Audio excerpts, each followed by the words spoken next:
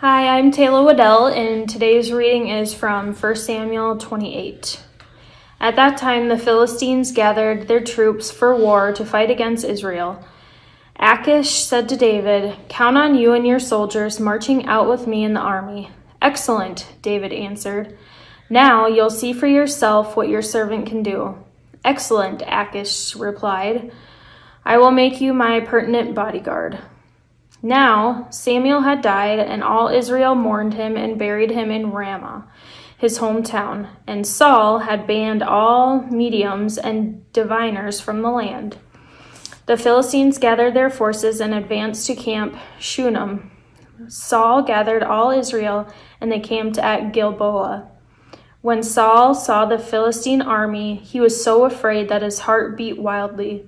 While Saul questioned the Lord didn't answer him, not by dreams, not by the Urim, and not by the prophets. So Saul said to his servants, "Find me a woman who communicates with ghosts.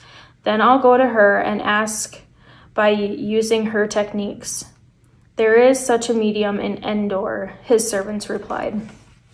So Saul disguised himself, dressing in different clothes. Then he and the two men set out, going to the woman at nighttime.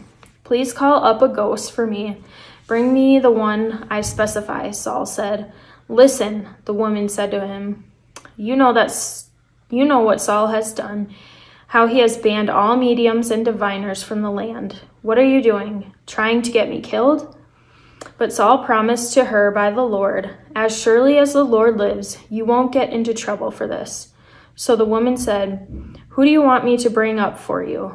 "Bring up Samuel," he said. When the woman saw Samuel, she screamed at Saul, "Why have you tricked me? You are Saul." "Don't be afraid," the king said to her. "What do you see?" The woman said to Saul, "I see a god coming up from the ground." "What does he look like?" Saul asked her. "An old man is coming up," she said. "He's wrapped in a robe." Then Saul knew it was Samuel, and he bowed low out of respect, nose to the ground. "Why have you disturbed me by bringing me up?" Samuel asked Saul. "I'm in deep trouble," Saul replied. "The Philistines are at war with me, and God has turned away from me and no longer answers me by prophets or by dreams. So I have called unto you to tell me what I should do." "Why do you ask me?" Samuel says, "since the Lord has turned away from you and has become your enemy. The Lord has done to you exactly what he spoke through me. The Lord has ripped the kingdom out of your hands and has given it to your friend David. The Lord has done this very thing to you today because you didn't listen to the Lord's voice and didn't carry out his fierce anger against the Amalekites. The Lord will now hand over both you and Israel to the Philistines, and come tomorrow you and your sons will be with me. The Lord will hand Israel's army over to the Philistines." Saul immediately fell full length on the ground, utterly terrified at what Samuel had said. He was weak because he hadn't eaten anything all day or night. The woman approached Saul, and after seeing how scared he was, she said, "Listen, your servant has obeyed you. I risked my life and did what you told me to do. Now it's your turn to listen to me, your servant.